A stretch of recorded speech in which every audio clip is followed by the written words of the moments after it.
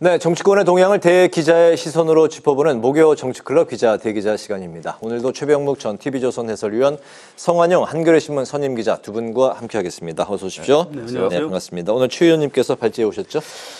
네, 조금 전에 그 국회에서 뭐 노란봉투법, 방송사법 등등에 관한 재표결이 있었습니다. 네. 전부 부결됐죠. 이래서 이제 도돌이표 전국 뭐 이런 지적을 받고 있는데 이 내용하고요.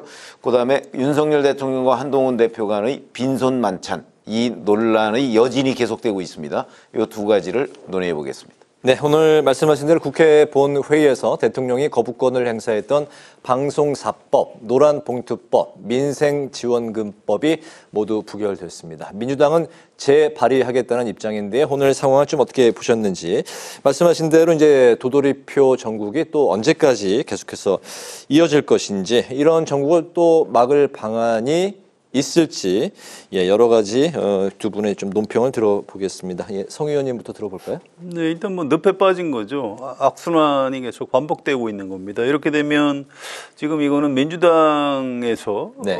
추진하고 있는 법안이고 대통령이 거부권 행사하고 재의결해서 부결시키고. 근데 반대로 네. 정부 여당에서 필요한 법안을 민주당이 협조해 줄까요? 안 해줄 것 같은데요. 이 정기국회에서 굉장히 중요한 법안들을 처리를 해야 됩니다. 그래서 네. 지금 뭐 거부권 행사에서 그 국민의힘 의원들이 똘똘 뭉쳐서 이 가결되는 거 저지했다 이렇게 좋아할 때가 아니에요. 이거 풀지 못하면 국정 운영을 어떻게 하려고 하는지 모르겠습니다. 그래서 네. 지금 당장 뭐 오늘 저녁에 국민의힘 뭐 원내대표단 또 의원들은 기분 좋을지 몰라도 이게 여야 양쪽 다 굉장히 좀 비극적인 상황입니다. 좀 빨리 해소를 할 필요가 있다고 생각합니다. 네네, 조 의원님. 뭐 제가 보기에도 기본적으로는 이런 도돌이표 전국이 계속되는 거에 대해서 다 부담이 있겠죠. 네. 뭐 단독 처리하고 대통령은 재의 요구하고 또 재표결에서 부결되고 그런데 또 다시 이제 단독 처리하려고 뭐 문구만 바꿔서 또 올리고 그래서 이런 도돌이표 전국을 빨리 끝내야 된다. 근데 누가 끝낼 수 있는 것인가? 네. 지금 현재 별로 비전이 보이지 않습니다. 그런 점에서 본다면 왜 국회법에 보면 일사부재의 원칙이 있죠. 그러니까 문구만 바꿔가지고 다시 법안 올리는 거는 네. 원칙적으로 안 되는 겁니다. 그래서 제가 보건대는 이런 식의 전국에 물론 기본적으로 여야가 모두 노력을 해야 되지만 국회의장께서 일사부재의라는 정신을 살려서 네. 이렇게 자꾸 문구만 바꿔서 도돌이표 전국을 만드는 일에 대해서 좀 제동을 걸어주고 그리고 여야의 협의를 좀 촉진하는 역할을 좀 했으면 어땠을까 이런 생각을 하게 됩니다. 네. 이건 국회 원내대표들한테만 맡길 일은 아닌 것 같습니다. 어쨌든 거부권 행사는 대통령의 권한이거든요. 네. 또 이 민주당 의원들의 어떤 배경에는 이재명 대표가 있는 겁니다. 그래서 결국은 윤석열 대통령하고 이재명 대표 뭐 둘이 만나도 좋고 아니면 한동훈 대표하고 셋이 만나도 좋은데 네. 이 고도의 정치 회담을 통해서 좀 양보할 거는 양보하고 이렇게 해야 이 악순환의 고리를 끊을 수 있다. 그런 정치 협상, 고도의 정치 협상이 이루어지기 전에는 네. 쉽게 이 악순환 고리에서 빠져나오기가 좀 어려울 것 같다 이런 생각입니다. 네, 현재 이 전국을 풀기 위해서는 민주당의 이재명 대표 그리고 이제 대통령의 회담이 필요한 시점인 것 같다. 그렇습니다. 네. 이에 앞서서 이제 국가인권위원회 상임위원 선출안 표결이 있었는데요. 야당 추천위원은 가결이 되고 여당 추천위원은 부결이 됐기 때문에 국민의힘이 이제 강하게 반발을 했습니다. 국민의힘 측에서는 사전에 합의했던 사안인데 야당이 약속을 어겼다. 야당은 잘못된 인사이기 때문에 자율투표에 맡겼다. 이런 입장을 밝혔습니다. 최 의원님 어떻게 보셨습니까? 아니 만약에 이게 잘못된 인사였다면 여야가 통과시키기로 합의를 하면 안 되는 거죠. 근데 여야가 통과시키기로 합의를 한 거잖아요. 네. 그 얘기는 곧 국민의힘은 국민의힘 표단속을 국민의힘 원내대표가 하는 것이고 민주당 원내대표는 민주당 원내대표대로 표단속을 통해서 합의 정신을 지켜야 되는 게 기본 중에 기본이에요. 그런데 민주당은 자 여야가 이렇게 인권의원 각각 추천했으니까 네. 통과시킵시다 해놓고서 자기네들이 추천한 거는 통과시켜놓고 국민의힘이 추천한 건 부결을 시켜버렸단 말이죠. 이러면 이건 신의 성실에 배반하는 그 전 조치라고 보기 때문에 네. 이 부분에 관해서는 박찬대 원내대표가 앞으로 이런 식으로 한다면 여야 원내대표 간의 합의라는 게 있을 이유가 없어요. 그래서 저는 기본적인 신뢰마저 버렸다 이렇게 생각을 하기 때문에 네. 이 부분에 대해서 그 자꾸 다른 핑계 대지 말고 깔끔하게 사과할 부분 사과하고 대책을 마련해야 된다 이렇게 생각합니다. 네, 그 합의를 했던 거는 이제 팩트인 건가요? 그러면 그렇다면은 민주당의 그 박찬대 원내대표는 왜 당론회에 맡겼을까요? 아니 그러니까 그 합의 정신을 뭐 본인이 그 별로 지키고 싶지 않았던 것이거나 아니면 네. 국민의힘을 무시한 처사가 아닌가 저는 그렇게 봅니다. 네, 네. 송 의원님. 이건 이제 당론에 맡긴 게 아니고 자유투표에 맡겼다고 해요. 그런데 네네. 자유투표에 맡겨도 여야 간의 교섭단체 간의 인사 문제는 일종의 그 관행 같은 게 있습니다. 네. 우리 마음에 안 들어도 원내대표가 뭐 명단을 가지고 와서 설명을 하면 이건 해주는 걸로 하자. 이제 그래야 서로 우리 당에서 추천한 인사도 저쪽 당에서 찬성표를 던지기 때문에 네. 그런 겁니다. 그런데 일종의 그 신사협정 같은 건데 이제 이 경우는 깨졌죠. 그래서 그건 이제 민주당 잘못입니다. 이건 변명의 여지가 없고요. 그런데 이게 뒷맛이 좀 있어요. 이게 상황이 끝난 것이냐. 그럼 이제 앞으로 어떻게 되는 것이냐. 이 문제가 하나 남아 있습니다. 네. 무슨 얘기냐면 이게 국회에서 선출을 해도 임명권자는 대통령입니다. 과거에 이제 방송통신위원회 위원도 이제 그런 경우가 있는데 네. 이게 국회에서 선출하긴 했지만 이거는 여당목 인권위원이 선출될 때까지 대통령이 임명을 좀 보류할 수도 있는 뭐 이럴 가능성이 좀 있어요. 그래서 이 부분을 네. 여야가 좀 정치적으로 어떻게 정리해야 하는지 이런 포인트가 하나 있고요. 또 하나는 이 국회 본회의장에서 오늘 그 벌어진 장면을 좀 지적을 하고 싶은데 이게 뭐 여야 간에 이제 이른 이왕 이렇게 이제 벌어졌으니 수습을 좀 해야 좀 잘 했으면 좋겠는데 네. 원내 수석들이 앞에 나가서 발언을 하면서 이제 상대 정당을 향해서 사기꾼이다. 이렇게 얘기를 하고요. 또 이제 이거 뭐 변명 내지 방어를 하겠다고 박성준 의원이 나가서 얘기하는데 국민의힘 의원들이 이제 사기꾼이라고 막 연호를 하고 네. 또 그걸 이제 그냥 두면 안 될 것 같으니까 민주당 의원들은 거기다 대통령 이름을 또 연호를 했어요. 그래서 이제 현장에서 듣기에는 이 여당 의원들은 민주당을 향해서 사기꾼이라고 한 건데 이제 민주당 의원들이 되치기를 아주 묘하게 한 거죠. 무슨 대통령 사기꾼이라는 것처럼. 그래서 네.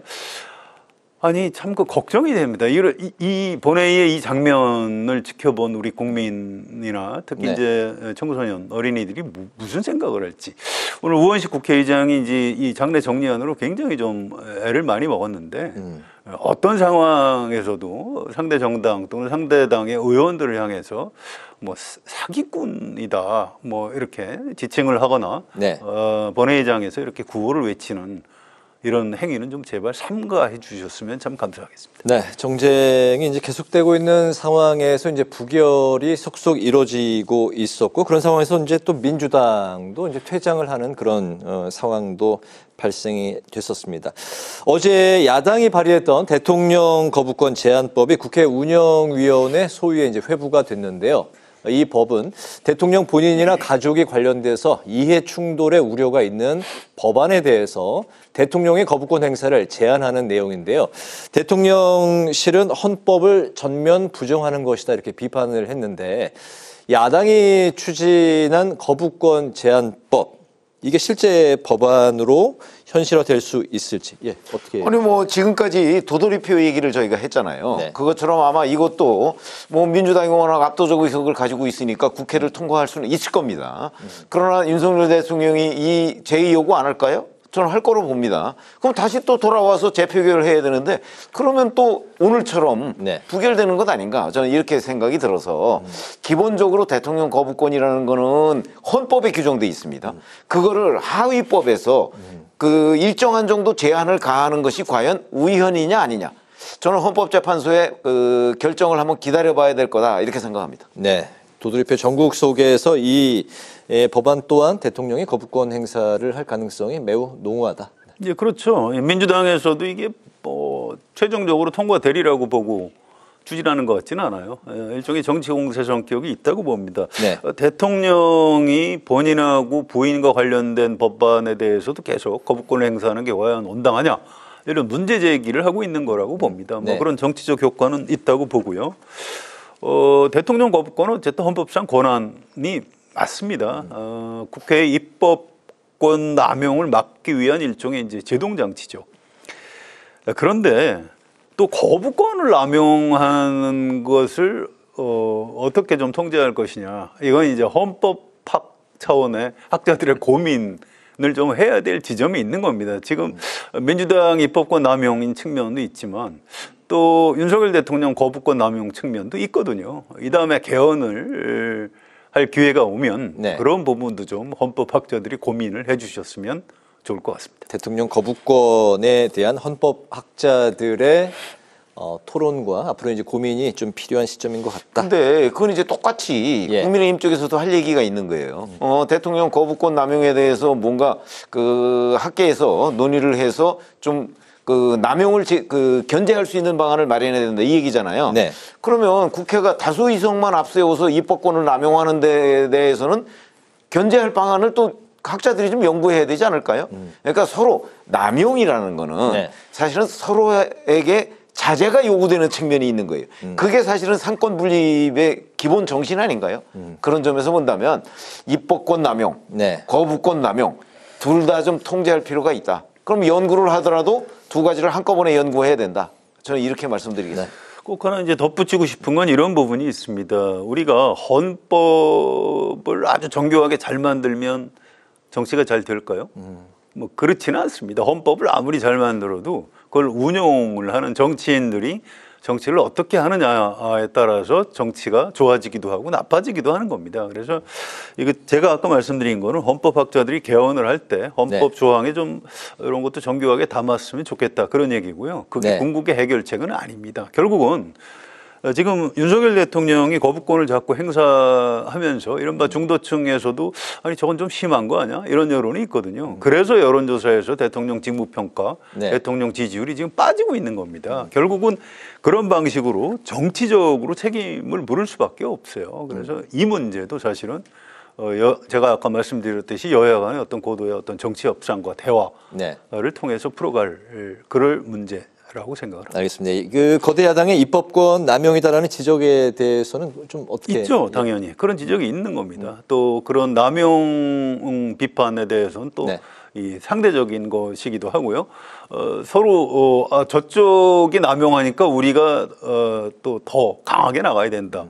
그럼 또 그 상대방이 보기엔 이게 또 남용이 되는 거고. 네. 그래서 이제 그 어떤 악순환의 악순환의 고리에 빠져 있다 이렇게 볼 수 있는 거죠. 알겠습니다. 다음 이슈로 넘어가겠습니다. 이제 그저께 윤 대통령과 국민의힘 지도부 만찬을 두고 여야 모두 이제 뒷말이 무성히 나오고 있는 상황입니다. 대통령실은 이제 화기애애했던 만찬이었다 이렇게 평가를 한 반면에 친한계에서는 이제 말할 기회가 없었고 대표에게 그런 기회가 주어지지 않았다.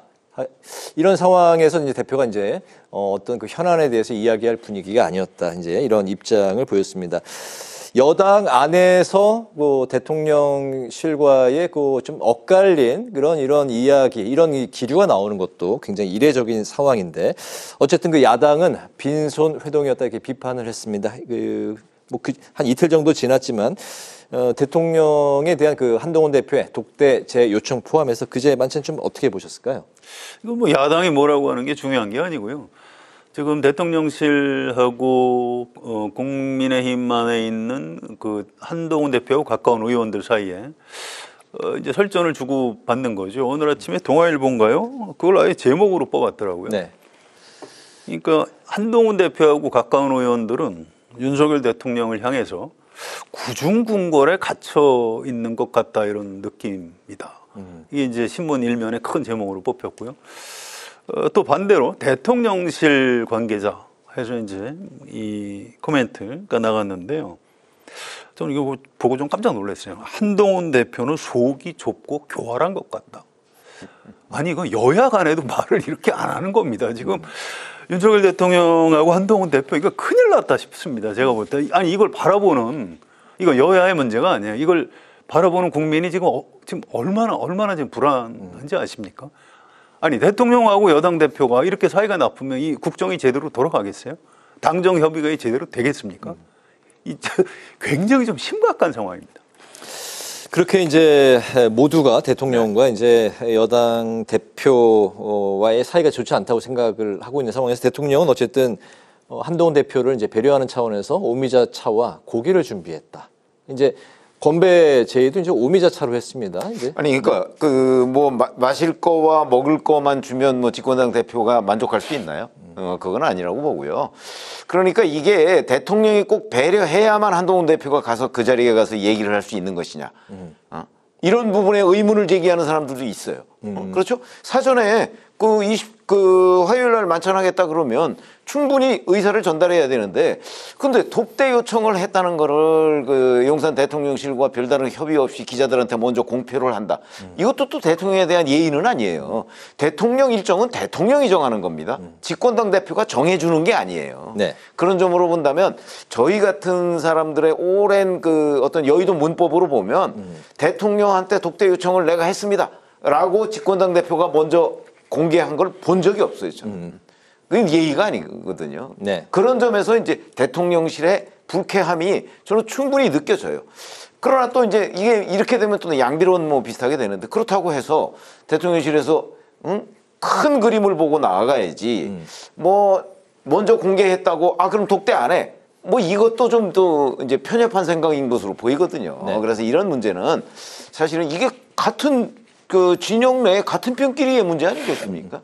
그래서 좀 판을 크게 보면 네. 국민을 위한다고 생각한다면 두 사람이 이게 감정 싸움을 벌일 일이 저는 아니라고 생각하기 때문에 대통령 비서실장이든 아니면 누구든 간에 또는 원로든 이런 사람들이 중재를 통해서 네. 대통령과 집권당 대표 간의 갈등 양상을 하루빨리 어떻게 그 완충을 해서 뭐 함께 나갈 수 있도록 만약에 그게 안 된다면 어느 한쪽이 정말 결단을 내려서 이 문제를 돌파를 해야 된다. 저는 그렇게 생각합니다. 한동훈 대표가 이제 그 독대 요청을 다시 또 이제 후에 이제 한 것으로 알려졌는데 그러니까 이렇게 그런 것들이 대통령실을 계속 자극하는 요소가 이런 그 된다는 독대 요청을 하는 가장 어떤 그 시급한 사안은 뭐라고 보십니까? 아니 뭐 결국 김건희 여사 특검법이나 해병대원 특검법 같은 거 아니겠어요. 그 문제에 대해서 얘기를 하겠다는 건데 네. 만약에 독대 요청을 계속해서 대통령실이 거부한다. 그럼 한동훈 대표가 결단을 내려야죠. 뭐 꼭 대통령한테 얘기해야 되나요? 자기가 국민을 상대로 얘기할 수도 있는 거 아니에요? 저는 그래서 어느 한쪽이든 정말 여기가 최악의 국면이다라고 생각할 때는 네. 결단을 내릴 시점이 아마 계속 다가오고 있는 것 아닌가 그렇게 생각합니다. 네. 좀 더 큰 책임은 대통령한테 있는 것 같습니다. 물론 한동훈 대표가 이쪽 정치 문법에 익숙하지 않기 때문에 여러 가지 결례를 하는 건 사실인 걸로 보입니다. 그런데 그럼에도 불구하고 일단 두 분의 나이 차이가 많이 나잖아요. 또 검찰에서 이 상관이었고 뭐 부하검사였고 그런 사이 아닙니까? 또 한동훈 검사 그러면 뭐 윤석열 사단의 핵심적인 일원이었고 이런 분들이 이렇게 정치를 하면서 특히 대통령과 여당 대표를 하면서 이런 정도로 갈등하고 불화한다. 이건 참 답답합니다. 그래서 윗사람하고 아랫사람하고 싸우면 무조건 윗사람이 잘못하는 겁니다. 그래서 이건 대통령이 네. 좀 마음을 열고 풀어주시는 것이 옳다. 이렇게 말씀을 드리겠습니다. 네. 마지막 이슈입니다. 민주당이 그 임종석 전 대통령 비서실장의 두 국가론에 대해서 헌법 정신에 위배되는 주장이다. 이렇게 이제 선을 그었는데 오늘 이제 국정원은 북한이 적대적 두 국가론을 제기했고 헌법에 개정 가능성이 있다. 임종석 주장은 위헌이다라고 밝혔습니다. 임종석 전 비서실장의 두 국가론, 어떻게 보셨어요? 뭐 잘 아시다시피 우리 헌법에는 우리나라 대한민국의 영토가 한반도와 부속도서로 돼 있습니다. 네. 그러니까 그거를 두 개의 국가다라고 하면 명백하게 그 조항에 위반되는 거죠. 그러니까 저는 뭐 위헌이라는 게 맞다고 보고요. 자, 그런데 다만 이제 현실론으로 보면 그 유엔에 각각 가입돼 있습니다. 그 남북한이. 네. 그러니까 국제적으로 보면 두 개의 국가가 맞아요. 그러나 이제 통일이라는 거는 우리가 지향해야 할 목표죠. 저는 헌법 정신이라는 건 그 목표를 담았다고 봅니다. 그래서 뭐 통일이라는 게 우리가 하고 싶다고 뭐 할 수 있는 것도 아니고 하기 싫다고 또 외면할 수 있는 것도 아닙니다. 그런 점에서 본다면 정치인 임종석이라는 사람이 두 국가론에서 통일을 하지 말자라고 주장하는 거는 정말 우연이기도 하고 정치적으로 봐도 이건 도저히 있을 수 없는 일이다. 더군다나 작년 12월에 김정은 위원장이 적대적 두 국가론을 천명을 했거든요. 그럼 결국 그거 따라하는 것 아니냐. 이런 비판에서 자유로울 수가 없기 때문에 추가적인 설명과 해명이 필요한 부분이다 이렇게 생각합니다. 네, 두 국가론은 통일을 하지 말자 이런 뜻으로 이제 생각을 하시는군요. 아니죠. 그건 아니라는 거죠. 왜냐하면 두 국가론이라는 게 현실인데 네. 그렇다고 해서 통일을 하지 말자고 주장하는 건 어불성설이라는 거죠. 우리 헌법 정신에도 어긋나고. 네. 어차피 통일은 우리의 목표입니다. 네네, 알겠습니다. 성 의원님. 임종석 전 실장이 이렇게까지 거물인지 전 잘 몰랐어요. 이거 윤석열 대통령까지 막 공격을 하고 하던데 일종의 화두를 던지는 데는 성공한 것 같습니다. 그래서 임종석 전 실장이 이제 민주당에서도 비판을 받고 네. 그런 지점이 있는데 그럼 지금 윤석열 대통령, 윤석열 정부에서 남북 관계를 잘 하고 있는 거지? 이게 도대체 뭐가 다른 거야, 이건? 적대 국가로 이렇게 사는 게 더 좋은 거야? 아니면 차라리 그냥 이웃 국가처럼 이렇게 사이좋게 지내다가 언젠간 통일이 되겠지 이렇게 얘기하는 게 더 맞는 거 아니야? 이제 이렇게 생각하는 사람도 생겨나는 겁니다. 네. 그래서 임종석 전 실장의 발언을 뭐 여러 가지로 비판을 할 수는 있는데 이건 좀 이 기회에 남북 관계를 좀 어떻게 할 것인가 우리가 좀 같이 고민해 본 어떤 계기로 네.